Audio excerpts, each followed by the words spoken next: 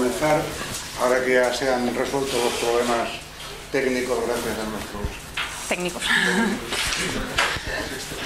externos.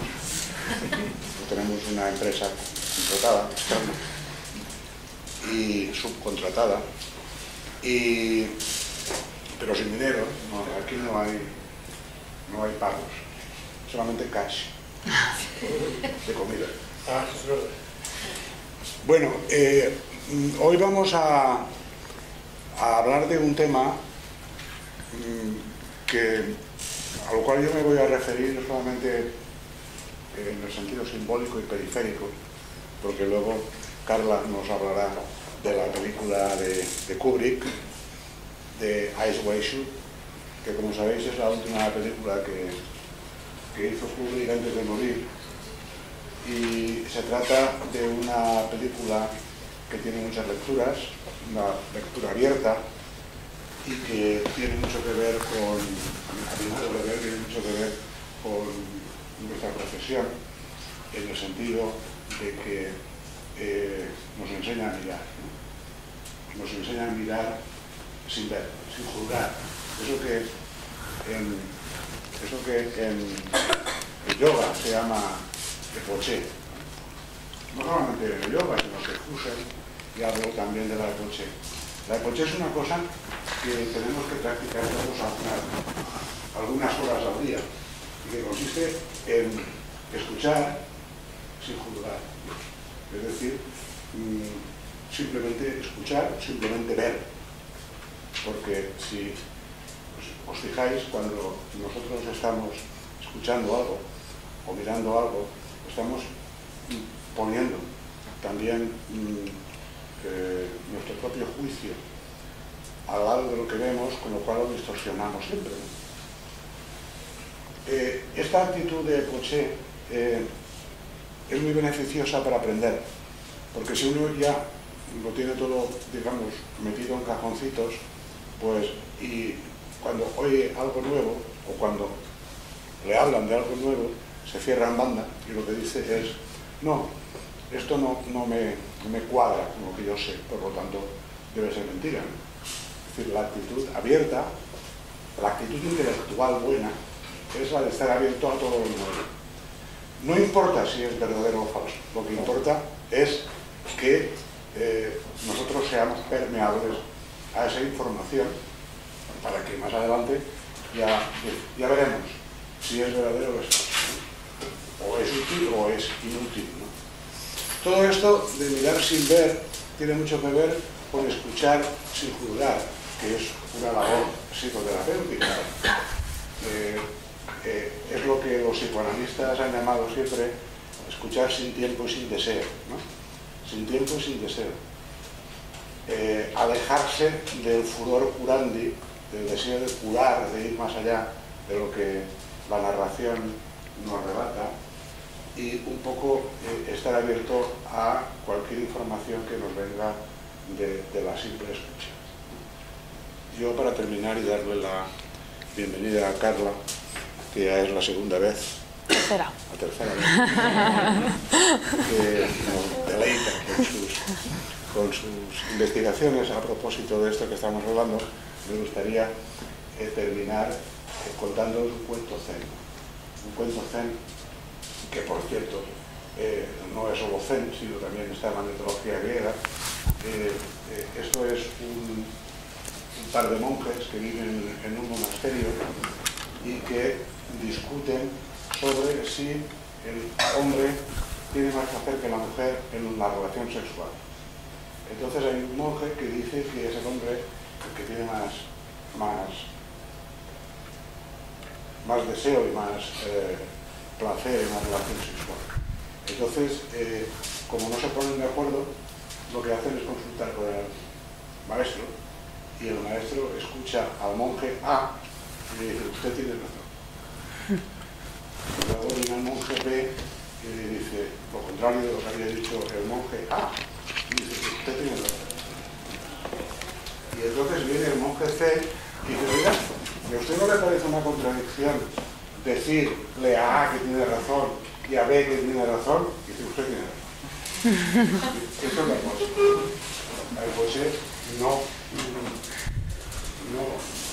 tramita, digamos, categorías cerradas, sino categorías abiertas. Y ahora vamos a ver cómo Onírico despliega precisamente toda esta potencialidad de Milarsita.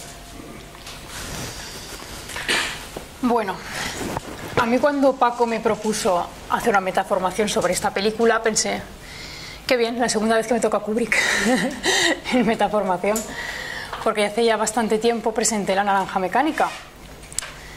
Y entonces recordé que tú piensas de entrada, que bien, me toca una película, esto es de lo fácil y de lo bonito, ¿no? Y recordé que cuando me había puesto a escarbar me había asustado un poco, ¿no? Todo lo que acabas encontrando cuando te pones a escarbar en una película de Kubrick. Y esta vez es que me ha pasado exactamente lo mismo, ¿no? Es ponerte a buscar de dónde ha salido la historia y todo lo que ha querido transmitir este hombre, pero esta vez he dicho, no, me voy a poner a lo que me voy a poner. Voy a explicar la parte que yo vengo a explicar y el resto, que el que sea más masón le busca la interpretación masónica y el que sea de otro palo, pues que le busque otras interpretaciones. Porque es una película que se da mucho a caminar al lado del protagonista y después sacar sus propias conclusiones, ¿no? Como decía Paco. Empezando por el título, la traducción sería ojos completamente cerrados o entrecerrados. Y está muy bien porque esta película se trata de ver al lado del protagonista, de mirar en realidad, no de ver al lado del protagonista. Y de ver con los ojos completamente cerrados o entrecerrados, ¿no? Pensando que miras pero no tienes toda la información o que te falta algo y que esa parte la tienes que poner tú, ¿no? En esta historia, como decía Paco, se entrelazan la realidad, el mundo de los sueños, y hay personajes para los que es más importante y tiene más peso el mundo de los sueños, personajes que se basan más en la realidad y queda un poco en manos del espectador decidir y decantarse e interpretar un poco la película según cada uno. Kubrick además es un director duro que se mete en terrenos duros a la hora de hacer películas y se mete en temas interesantes y muy humanos, ¿no? Hay películas suyas que hablan del bien y el mal, del amor y odio, del sexo y violencia, deseo y miedo, y él no se suele decantar, ¿no? Suele poner la información cruda para que el espectador tome sus propias conclusiones al respecto, ¿no? Puede convertir en protagonista a alguien muy malvado y conseguir que te identifiques con él, o no, a lo mejor que te horrorices, pero eso ya depende más del espectador, él presenta lo que hay. Y Kubrick, aparte de tener muy buen ojo a la hora de elegir historias, ya os explicaré un poco en sus biografías por qué explica que este hombre tiene tan buen ojo a la hora de elegir historias, no hay que olvidar nunca que este hombre transmite mucho con la imagen y con los juegos de luz y con la potencia que le da el transmitir en imágenes. Y es que este hombre empezó siendo fotógrafo.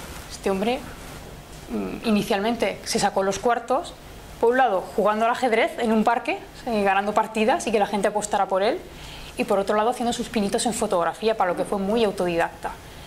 Y después se dio cuenta de que las fotografías encerraban historias y que a fin de cuentas el cine son 24 fotogramas por segundo, ¿no? Que ahí se podía transmitir muchísimo más. Y es por eso que en Kubrick, además de la historia y de las formas, hay que mirar mucho la forma en que lo transmite y estar atento a muchos detalles. Que por primera vez tú ves una de sus películas, como me pasó a mí al ver esto, y dices, bueno, la película está bien, tiene su historia. Y después de leer dices, pero estos matices no me he dado cuenta. Y la vuelves a ver. Y sigues leyendo. Y la volverías a ver para buscar más matices. Y sigues encontrando cosas que son visuales y que son del director, no son solamente de la historia. Este hombre en sus primeras películas, sus primeros largometrajes, con el furor de transmitir historias, decidió, bueno, las historias me las monto yo y 4 amigos, ¿no? Y uno de sus primeros largometrajes fue El beso del asesino, que es un largometraje que escribió él junto con un amigo suyo, que bueno, que luego este amigo suyo acabó ganando un Pulitzer, tampoco era un cualquiera, pero era compañero suyo de instituto, ¿no? Se juntaron, hicieron un guión, les pareció que estaba bien, hicieron una película. Una película que visualmente ya tiene muchas cosas que alabar y de hecho recibió buenas críticas, pero en el que la historia se quedaba muy coja, y en esas críticas de que la historia se quedase tan coja y fuera tan vacía y fuera a fin de cuentas una trama de ya era de relaciones entre una mujer, dos hombres y una lucha, él vivió como muy mal que le dijeran que a sus personajes le faltaba algo. Y pensó, pues esto no me vuelve a pasar, a partir de ahora me voy a basar en historias que alguien ya haya contado y que ya haya contado bien. Entonces, sus películas todas tienen una base literaria a partir de ese momento. Esta base literaria, además, está muy bien buscada. Yo no sé cuántos de vosotros sabéis que East Boy Sat está basada en un libro y es muy fiel a un libro escrito en 1925, con lo cual, salvando las distancias temporales y con una gran fidelidad, como os diré, esta historia ya estaba escrita, no ha hecho nada nuevo, pero ha buscado una historia muy buena, ¿no? Tiene grandes películas de Kubrick, hay poco que decir. Tú ves su filmografía y piensas, vale, este hombre sabía escoger, ha tenido éxitos, a lo mejor no de taquilla, algunos sí, pero grandes películas, ¿no?, de la historia del cine. Y fíjate tú que es que 3 de esas historias han estado en Metaformación. Lolita, con la novela de Nabokov, pero que también tenía la película de Kubrick. La Naranja Mecánica, que presentó una servidora y hace algún tiempo. Y esta es la tercera. Así que va a ser que Kubrick es un gran seleccionador a la hora de historias, a la hora de buscar historias, ¿no? ¿Y qué historia busco esta vez? Traumnovelle es el título en alemán, porque esta historia, este libro, se publicó por primera vez en alemán.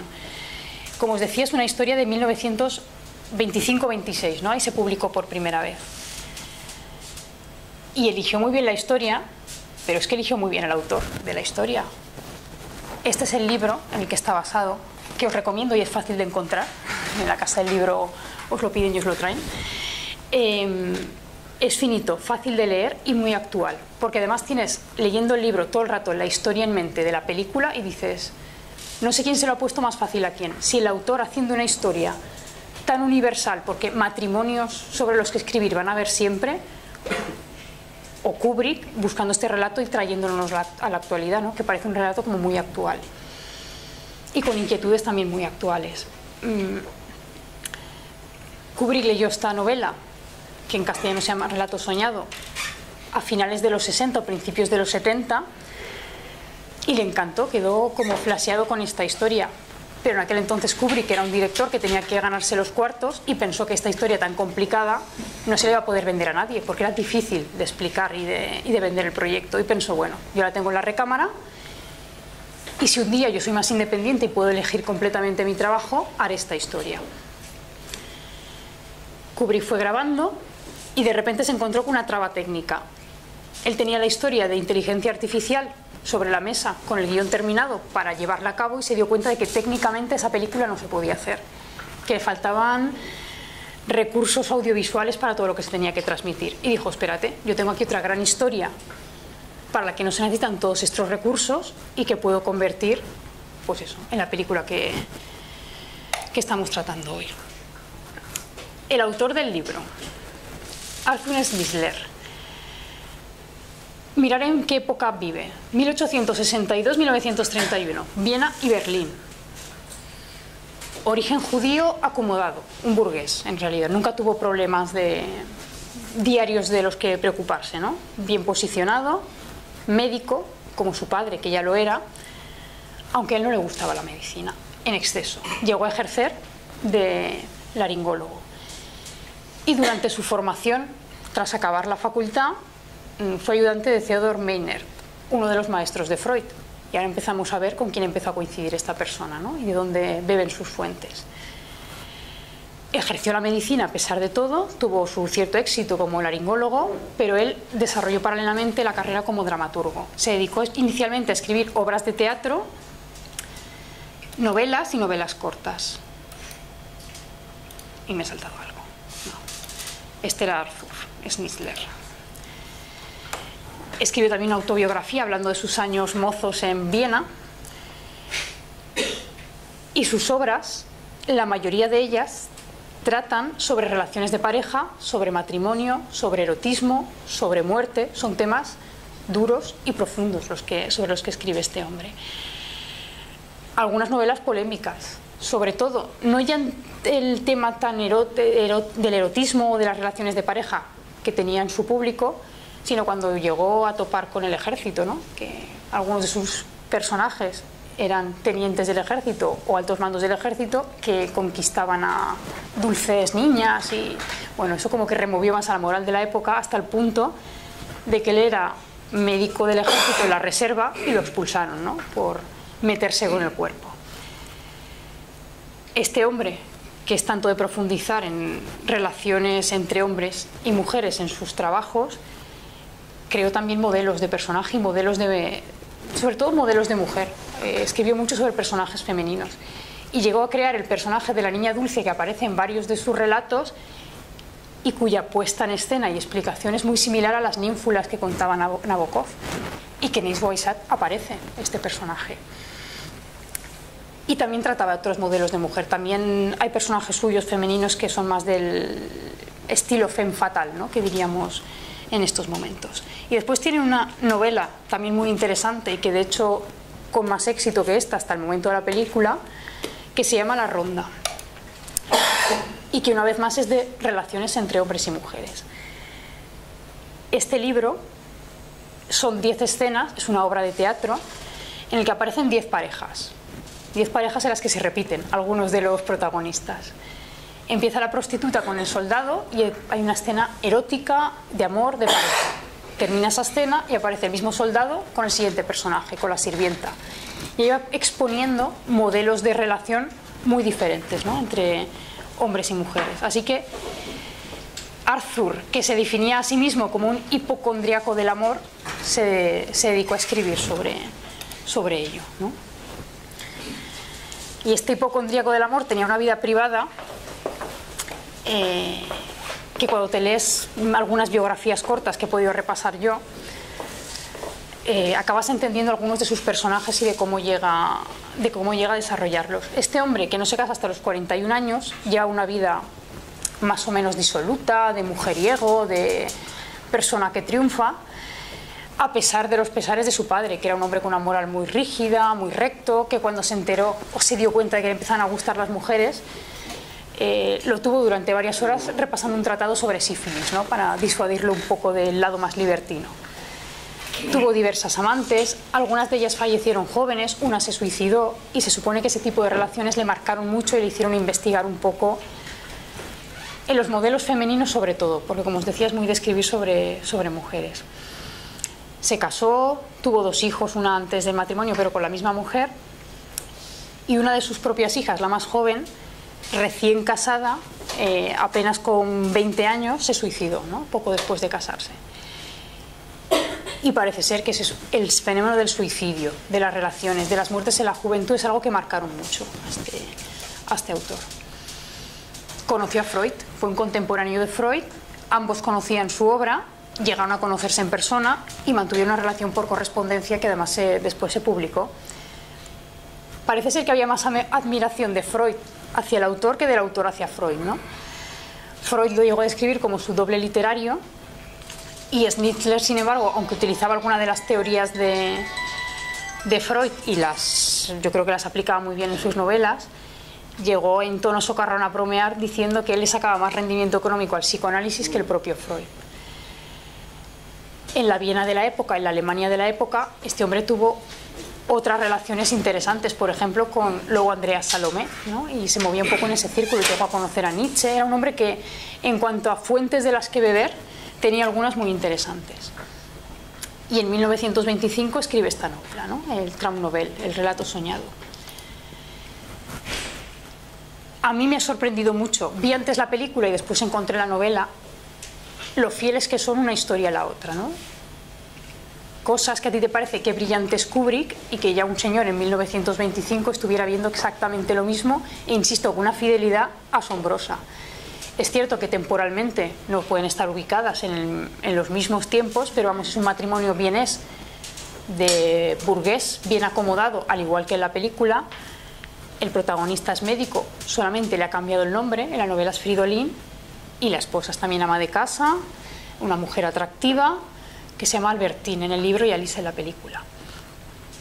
Y yo creo que el libro refleja incluso mejor que la película esta división entre realidad, mundo onírico, cómo se entremezclan, y se refleja mejor porque aquí están reflejados los pensamientos del protagonista. Está escrito desde el punto de vista del que es Bill en la película. Y entonces hay una serie de monólogos interiores del protagonista consigo mismo que dan más explicaciones, que en la película se quedan un poco más abiertas. Aunque yo pienso que esa es la gracia de la película, ¿no? Que al dejarlo más abierto da pie a que pongamos un poco más de nosotros mismos. En cuanto a la historia en sí, como os decía, Kubrick añade poco, pero visualmente hay muchas cosas que, si no habéis visto la película, os invito a verla después de esto, y si la habéis visto, a volver a verla, porque hay muchos detalles, que a lo mejor alguno se ha fijado y otros no, en los que fijarse en esta historia, y que yo creo que aportan cosas a la propia historia. La película de Kubrick está en la época actual, en el Nueva York de la época actual, ambientada, y hay cosas muy básicas que solamente fijándote en esas en la película ya hay cosas que te sorprenden, ¿no? El uso de la iluminación que hace Kubrick asociándolo a estados de ánimo. Iluminaciones rojas para escenas de pasión y erotismo, azul para escenas de miedo e incertidumbre y amarillo para escenas en las que implican traición y culpa. Y eso está en toda la película. La atmósfera generada entre los dos personajes, que en aquel momento cuando se grabó la película era un matrimonio. Hay un nivel de erotismo y de carga sexual en algunas de las escenas, y luego daré mi hipótesis de por qué creo que en esas escenas más que en otras, que la gente se pregunta cómo consigue Kubrick hacer estas cosas. Pero es que Kubrick en eso tenía también sus artes, ¿no? Era bastante maestro en dar, antes de filmar una escena, información a unos personajes y no a otros, ¿no? Para que los personajes dentro de la escena se fueran sorprendiendo y fueran reaccionando con sorpresa. En uno de sus primeros cortos, muy cortos, que dura 10 minutos, era una escena entre un novio y una novia que peleaban. Le dio indicaciones por separado a los novios y a la novia le dijo, y le das un bofetón pero de verdad, ¿no? Con lo cual el personaje del novio, cuando recibe semejante bofetón en la escena, reacciona añadiendo la carga de sorpresa que a lo mejor de otra manera no se hubiera conseguido. Pues detalles de ese tipo son los que parece que utilizaba Kubrick en los rodajes, y que han dado mucho que hablar sobre la relación que estableció Kubrick con la pareja de protagonistas, ¿no? Que dicen que se encerraba con ellos durante horas y que ahí había una cosa extraña, una fascinación de Kubrick hacia Nicole Kidman, una cosa así. Yo creo que si te lees una biografía de Kubrick, te das cuenta que eso ya lo ha hecho con todas, y que esta, que es su última película y que consideran que es una de sus, bueno, si no su obra maestra, pues en esa debió emplearse más a fondo, ¿no? Aportaciones de Kubrick a la película. Hay muchos guiños, en los que yo no voy a entrar, al mundo esotérico y de la masonería. Muchos, muchísimos. Más allá de los explícitos y más obvios que se ven en algunas de las escenas. Detalles como el número de estrellas de 8 puntas que aparecen en la película. Durante la escena cumbre, que digamos en ese aspecto del rito iniciático, del círculo, hay muchos detalles que apuntan directamente a la masonería, desde el sillón en el que está sentado el protagonista en rojo, el símbolo que tiene detrás, que simboliza, es un águila bicéfala, que simboliza el más alto nivel dentro de la masonería. Ínfimos detalles. De hecho, hay una tesis doctoral que he encontrado desde el punto de vista de la masonería escrita sobre esta película, y sobre los detalles y sobre la trama que hay detrás.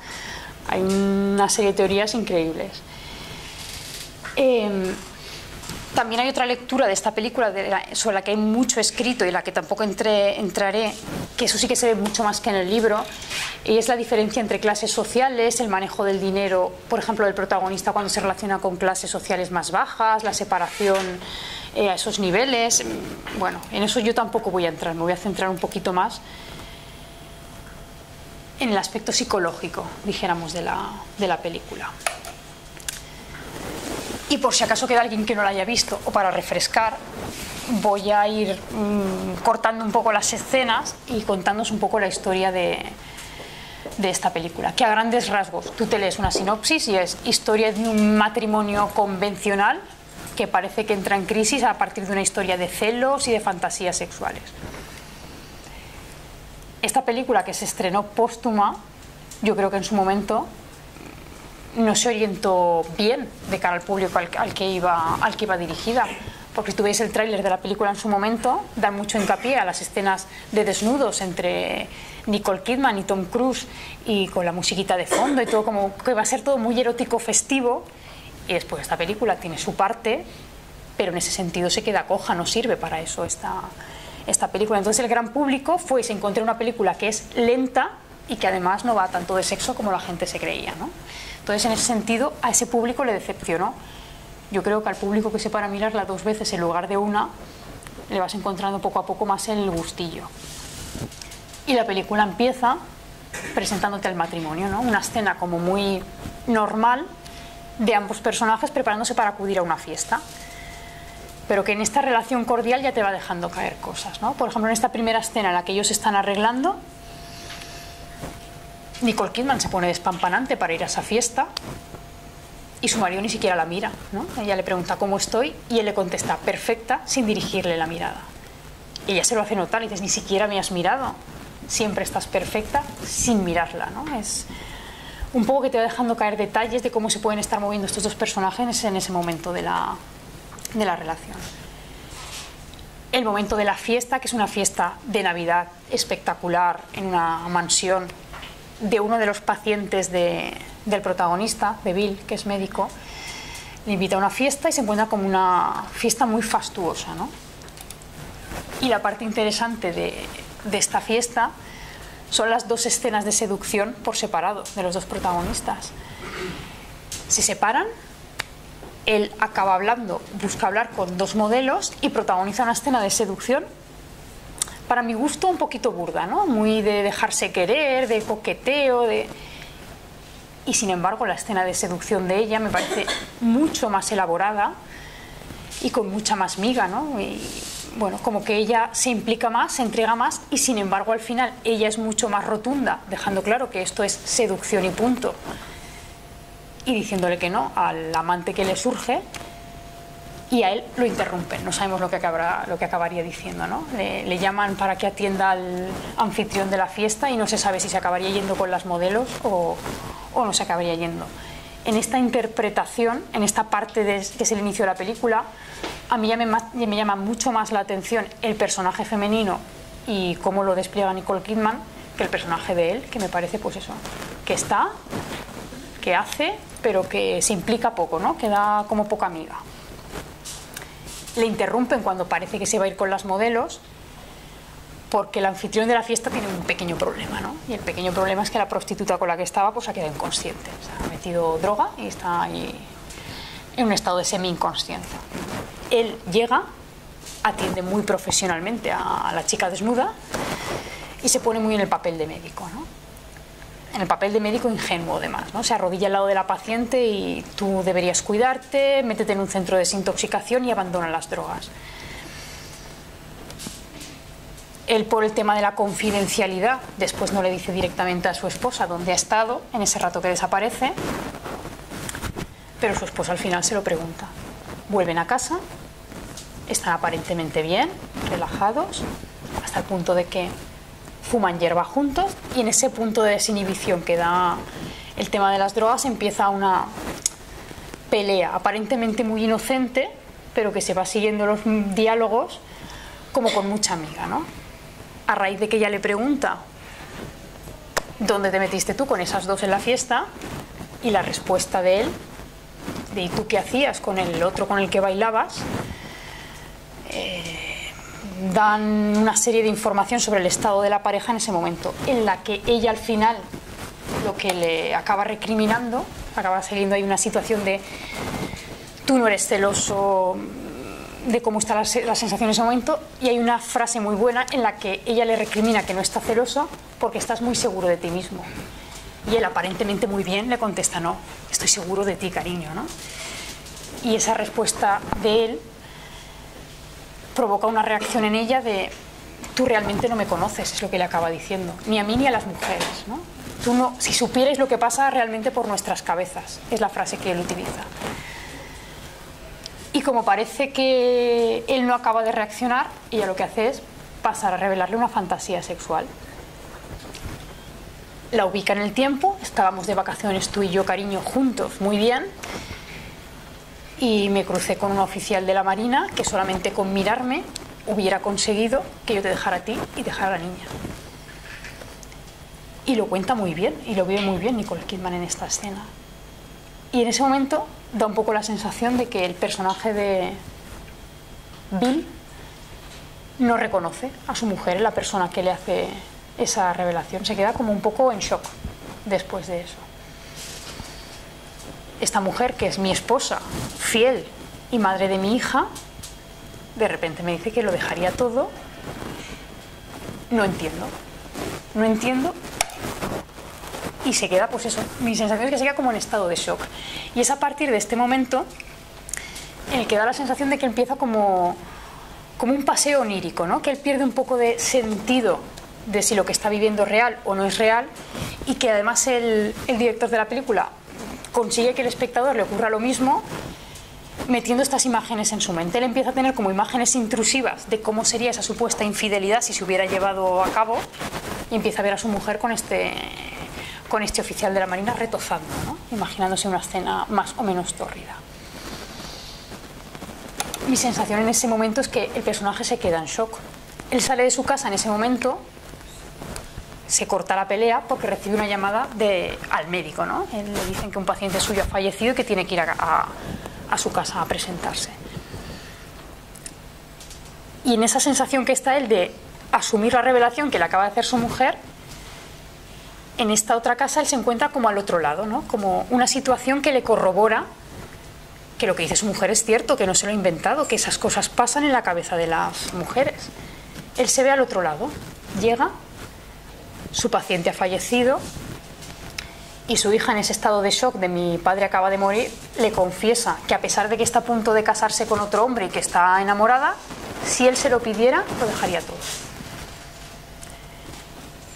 Y yo creo que ahí se queda como en plan, pues se da cuenta de que esto puede suceder, y es muy curioso cómo cuando se resuelve esa escena aparece el novio de la chica y el parecido físico que tienen esas dos personas con su propia relación. Ella rubia, alta, delgada, él, es que mira, los pelitos y son iguales, llevan incluso el mismo peinado, ¿no? Como que él se debe ver reflejado, pero en otro punto de vista de la historia. Y yo pienso que a partir de que se da cuenta de que esto ocurre, lo que me ha contado mi mujer es una realidad, ¿no? Que esto podría pasar, es cuando él empieza a confundirse más. Empiezan a meterse en la cabeza las imágenes de la fantasía de Alice y él realmente empieza a creerse que eso ha sido una infidelidad, que no ha sido solo un sueño, que podría haber sido algo más. En eso sí que es cierto que la novela es más explícita, porque directamente el personaje te dice frases como: al final todas son iguales, piensa con amargura, y Albertine es como todas, la peor de todas. Y en la novela sí que te habla explícitamente de el odio hacia su esposa, de querer separarse de ella. Es en ese caso como que ahí sí que deja muchas menos puertas abiertas, ¿no? Sí que habla del enfado de él. Sale de esta casa y da la impresión de que él volver a su casa no se le pasa por la cabeza en ningún momento, ¿no? Se dedica a vagar por la ciudad y en ese momento se cruza con una prostituta que más o menos sutilmente o más o menos con gracia le ofrece sus servicios y le ofrece entrar a su apartamento. Es curioso porque aquí sí que se ve una puntada más fina del director de cine, porque la prostituta, que en el libro aparece también, en la escena es tal cual, en la película se llama Domino, y Domino es un tipo de máscara vienesa del carnaval de Venecia, es un tipo concreto de máscara, y empieza a aparecer las pinceladas del director como para enriquecer un poquito más la historia. La escena de la prostituta se corta cuando parece que efectivamente llegan a un acuerdo, van a mantener relaciones, y él recibe una llamada de su esposa preguntándole ¿dónde estás?, ¿no? Y él dice, bueno, ahora volveré a casa cuando termine por aquí, pero decide no continuar.